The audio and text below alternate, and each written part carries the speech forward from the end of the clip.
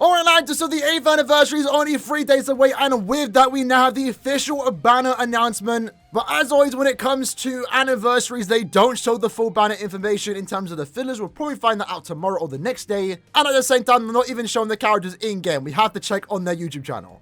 We are here though, let's check it out. Big ups, Oliver. If you guys don't know, me and Ollie are close. I'm ready.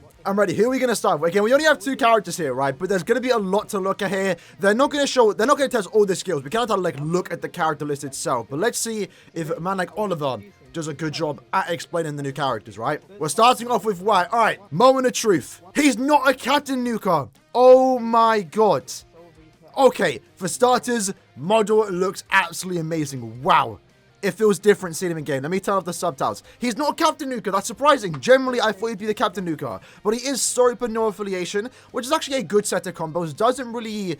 Right now, I'm just thinking of the other, like, Great Mind characters. He doesn't really compete with someone like Bargo, for example, being human and also Quincy. Lisa is Quincy, and then Ichigo, the 7th anniversary version, which I'm assuming this character to be infinitely better. They do have the same killer in terms of Soripa, but at least he has a different killer being no affiliation. Do we have a good Mind no affiliation killer?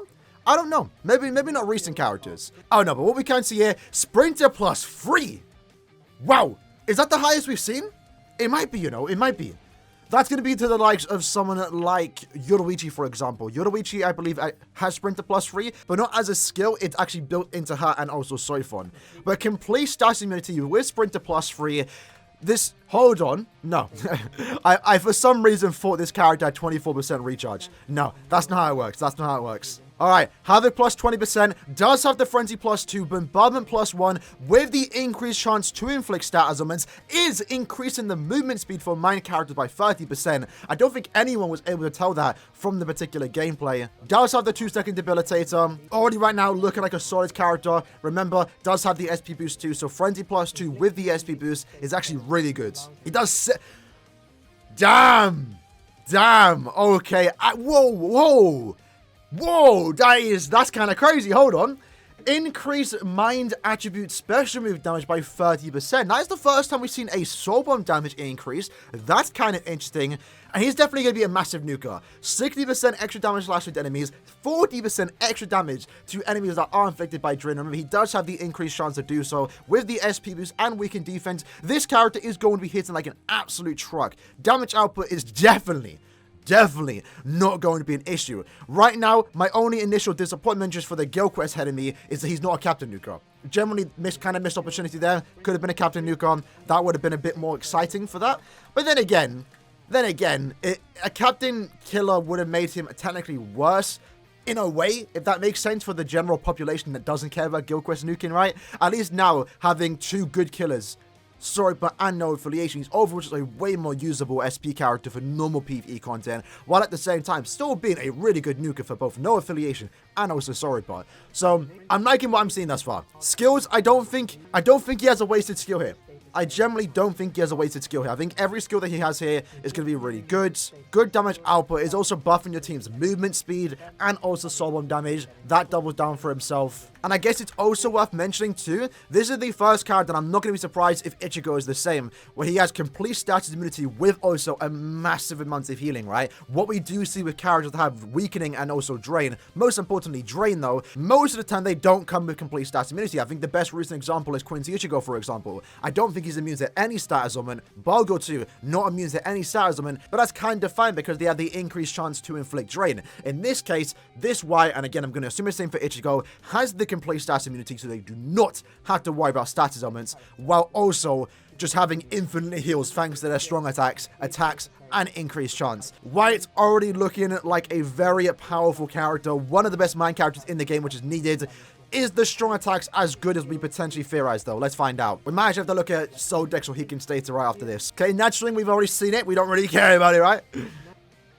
Is it just a Vacuum Vortex? Gathers enemies. Yeah, it's kind of like a Vacuum Vortex into a lunge, so it is technically like 2 attacks in 1. I guess I kind of like that too. Like every attack that he does have. Never mind, that is SA1. Never mind. I thought they were saying his SA3 was a lunge. Around him. So lunge forwards. Maybe it's just a visual. It might just be a auto use strong attack too. Which is good. And then special. Okay, so the gameplay doesn't reveal much that we haven't already seen. I do want to play the Soul Bomb once more, though. The Soul Bomb is great. It's the closest thing to like a full holo remake we're getting for the most part. At least for the time being. I'm sure it's going to happen eventually, right? Alright, so does that mean Ichigo's about to have a no affiliation killer? Because every past Annie, they do share killers. Let's find out. It is. So they are keeping up with tradition that every anniversary character has to share the same type of killer. And in this case, it's holo, no affiliation. I would have preferred story put on both of them, but no affiliation is actually pretty good. Kind of already making someone like Nelia worse now. But look at the model. Oh my god. Amazing, man. Amazing. And they're approaching 900 SP. Crazy. So holo no affiliation, that's actually pretty good. My problem with the character's killer, again nitpicking here, is the holo killer. Would have preferred Soripa no affiliation, Aranka no affiliation personally. We don't need a new holo killer when we got someone like Yamamoto, for example. But looking at Ichigo, Sprinter +1 with the poise. Interesting for an SP character, to be fair. Read all affiliation dodges, that's nice to have. Maybe he's also going to have arena skills. We'll find out more about that in a minute. Devastation 60%. That's rare for a character to get. With the 14 recharge, does have complete stat immunity, which you can share to the entire team, has the full stamina damage, and that's important because remember, this character now confirmed it does have Frenzy +3, so any extra damage modifiers for the most part does increase his damage output by quite a lot, especially with Frenzy +3. Got the 5-second debilitator, you love to see it. Oh, he's the character with Poise Break? Except Brave Bows? Okay. We'll give it to K-Lab because I'm not going to lie. Poise Break or Ignore Poise as a skill would have been kind of broken in Brave Battles. And I guess some of you lads did actually call that too. A lot of people were saying in the comment section that maybe this skill isn't for a Brave Battle character. Which right now, I think is more, not exciting that he has it. It's more exciting for the fact that maybe we're not going to get a Brave Battle character this year. I don't think anyone's going to complain about that. Poise Break, though, I'm not sure if it's actually even that good, to be fair. Clearly, this kind of wants to be using something like Limit Breaker Quest. It's whatever to me. This might be a wasted skill, but I think it's good to have experimenting. I don't mind it. But what's even crazy about this character, too, is that he has Frenzy +3. Frenzy +3. Keep in mind, Frenzy +3. That Vortex SE2 is hitting 100 times. And he also does have the increased status and chance against technique attribute enemies. That right there is crazy. With weakening and drain on every attack. Oh, my. Oh my. I will say though, these characters besides the Poise Break don't have any new skills to them. Well, I guess, you know, White does too, he has a new team buff, but these are just some of the best skills you could ask for on a character like this, right? No wasted skills. Personally, I really like the visuals. These characters are definitely being solidified as one of the better characters in the entire game. Best characters in the game? Potentially, right? Potentially. I still kind of want to know more information about their kits, though. We're going to check Soldex or Hiken's post if they data mine the strong attacks themselves. Yeah, that Vortex SA2 is going to be mad. These are definitely going to be my go-to mind and also power character. This is going to be crazy. I can't wait to farm with these characters. I'm not going to lie. And Ichigo right now is going to be even more insane because IT has holo enemies. So he's going to be like even better right now. And then now we get to see the full Soul Bomb. Well, I guess we've already seen it, but I love it. I love it. Powerful. Powerful. Powerful. Okay. Alright, so that's it for the skills that we do have. Good set of skills. Let's check out the strong attack information. Alright, so we're over onto Reddit. Shout out to Soldex for this information. Now let's actually check each character's attack. So his SA1 is going to be the 18% magnification. This is Ichigo we're talking about. Very similar to characters like Macy, for example. And also, fun enough, the renewed Ichigo. Now we kind of expected this. We saw that in the gameplay. I actually don't mind the strong attack one. Generally, I don't. With Frenzy +3 and also the increased chance, it's pretty much guaranteed the inflicted stat ailment. But then again, to be fair, with Frenzy +3 and an increased chance, any attack is guaranteed to inflict stat ailments, right? It's going to be insane. SA2 though is very similar to Okuro's moving Vortex. He's the only character to have in the game. I definitely would have preferred the 960 distant AoE into a tracking Vortex. I feel like that's better, but still a Vortex into a tracking Vortex is good. It's good, right? I personally don't mind this particular SA2. And again, this character's all about inflicting stat ailments. That's going to be inflicting stat ailments. I think the character's kit in of itself was actually pretty good. No complaints from me personally. I don't think we're having a situation of 7th anniversary Ichigo where a strong attack kit ruins the character, because Ichigo's SA1 from last year, ruining for me. Game ruiner for me. Let's move on to White though. Is his SA1 different? Not really. So SA1 is going to be the AoE in front of him. Kind of. So it does appear that his SA1 is actually somewhat new. The similarities are kind of all messed up here. Apparently this is the same as Ganjin Bane's SA3. Surely not, right? Wait, really? Is it actually?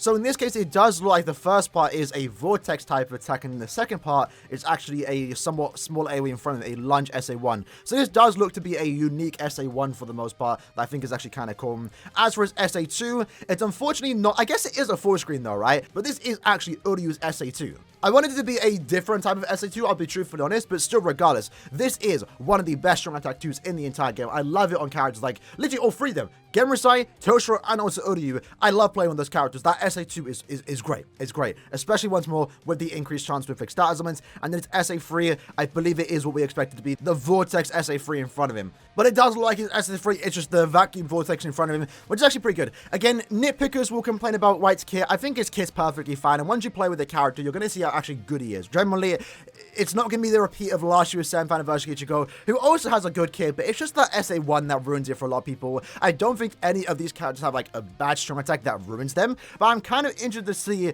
White's SA1, because this is generally Ganten Bane's SA3, which is kind of funny, I must say. But yeah, I guess that's the full review of the characters. They're definitely characters that I want to go for. Right now, my only initial disappointment, if I'm being truthfully honest, and that's just the Guild Quest head in me, it's just the killers, right? I would have much preferred if White is a Sober captain, just for the captain nuke potential. But even then, again, like I already mentioned, I feel like this is probably better for the overarching community that don't care about Guild Quest nuking, because if he did have captain killer, that's technically a character with only one killer, right? You're rarely ever going to see him have killer against captains because they only appear as bosses. In this case, Sober and also no affiliation is actually pretty good. I don't mind that. Whenever I'm playing IT, for example, if there are Quinties and also humans, I'm taking out Bogo. If there's Sober no affiliations, I'm taking out this particular White. So double the usability when it comes to that second killer, which is no affiliation. And then again, as already mentioned, K-Lab keeping up with tradition apparently. Every anniversary has to share a set of killers, and in this case, it's Hollow no affiliation. Also a pretty good set in my opinion. Again, once more, nitpick in me is only the Hollow killer. I feel like he should have been a Ranka or Soipa. That would have been much better, because Yamamoto, for the most part, kind of has us covered when it comes to Hollow content. We didn't need another Hollow killer, but it's fine. I'm going to use him. He's going to be way better than Yamamoto when it comes to just normal PvE play. When it comes to nuking, Yamamoto is probably still on top, at least in the power attribute. When it comes to general PvE play, this character has Yama has nothing on this character, I will say. This character's going to be insane. Frenzy +3 with the full stam and also increased chance of it weakening? Nah, it's done. It's done. And I'm curious to see how that poise break is going to work. Again, I don't see it being that good, but I guess it will be nice, to be fair, when it comes to limit breaker content, because right now that's basically the only place you see poised enemies besides the ultra point of it quest. But I kind of potentially like it too, because when you do go into that stage, sometimes that is the stage where you get hit in because you get trapped in a corner. There's a lot of enemies with poise. In this case, with the SA2, since it is a vortex attack, it's going to trap the enemies in place. And I guess it's going to make it easier for you to go for that particular stage, because they're all trapped up. The SA1 will do a lot of damage there. Make it safer for you too. I do, again, like that they made it so it doesn't work in Brave Battles, because that is quite OP. And again, I feel like the more exciting thing about this particular skill is that we might not get another Brave Battle character this year, at least for the anniversary, which I think for everyone is probably for the best. But at the same time, I would have liked it if maybe they did allow it to be used in Brave Battles and we had a new SP character to use in that particular mode. Because personally speaking, I still do want a new Brave Battle character that's SP based. A character equally good in Brave Battles as they are in Guild Quests, even normal PvE play. We kind of see that with someone like 6th Anniversary Aizen, most importantly Maisie, for example, who are also really good in Brave Battles, but they're not designed for that game mode. They just coincidentally are really good in that mode. I would like it if Caleb could double down and give us a character good in both modes. That would be kind of cool, but overall, I'm relatively happy with the character's outcomes in terms of the skills and also strong attacks. Generally, almost no complaint from me besides just basically the killers, but even then, there's good and bads about it. In the comments below, let me know what you like about the anniversary characters for this year. I'm definitely going to be doing a lot of summons on this banner. Banner is less than 3 days away, and we will be talking about the fillers later today, so make sure to subscribe for that. With that said, hope you guys enjoyed the video. I see you guys next time. Take care, and peace.